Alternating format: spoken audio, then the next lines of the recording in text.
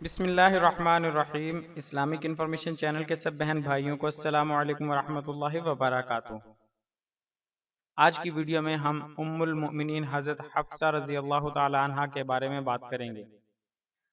آگے بڑھنے سے پہلے آپ دوستوں سے گزارش ہے کہ ہمارے چینل کو سبسکرائب کریں اور آنے والی ویڈیو سے باخبر رہنے کے لیے بیل آئیکن پریس کریں۔ شکریہ۔ ام المؤمنین حضرت حفصہ رضی اللہ تعالی عنہ۔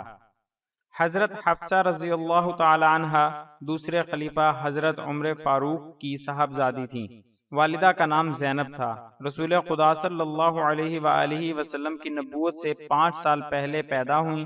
پہلے آپ کا نکاح خنیس بن حذاقہ سے ہوا تھا۔ حضرت خنیس بدر کی جنگ میں شریک ہوئے تو آپ کو کئی مہلک زخم آئے۔ مدینہ پہنچ کر آپ جانبر نہ ہو سکے۔ حضرت حفصہ رضی اللہ تعالی عنہ بیوہ ہو گئیں۔ حضرت عمر کو آپ کے نکاح کی فکر ہوئی۔ اس زمانے میں حضرت عثمان کی بیوی کا انتقال ہو چکا تھا۔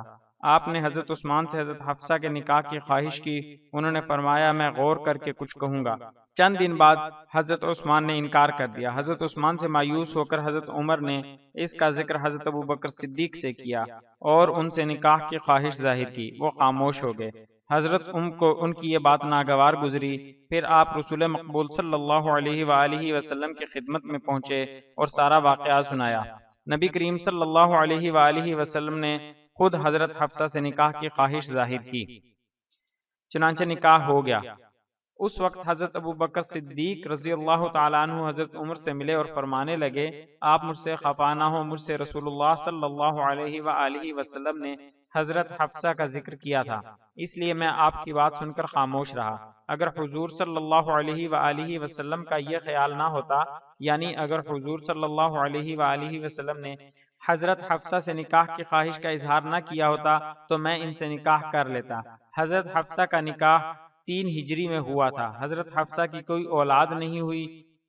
آپ کے مزاج میں ذرا تیزی تھے، اس لیے کبھی کبھی رسول خدا صلی اللہ علیہ وآلہ وسلم کو بھی برابر کا جواب دے دیا کرتی تھی۔ ایک دن حضرت عمر کی بیوی نے انہیں کسی بارے میں رائے دی۔ حضرت عمر بولے تم کو رائے اور مشورے سے کیا واسطہ؟ بیوی بولی ابن خطاب آپ میری ذرا سی بات بھی نہیں برداشت کر سکتے مگر آپ کی بیٹی رسول خدا کو برابر کا جواب دیتی ہیں۔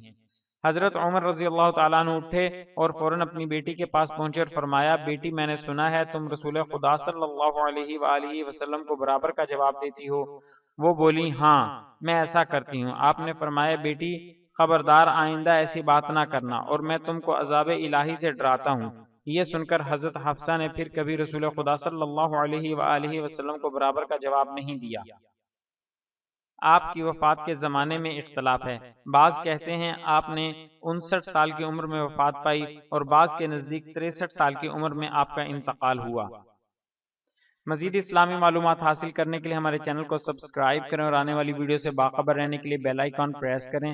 دوستوں سے گزارش ہے کہ ہماری حوصلہ افزائی کے لیے ہماری ویڈیوز کو لائک اور شیئر ضرور کریں۔ شکریہ، جزاک اللہ خیرہ۔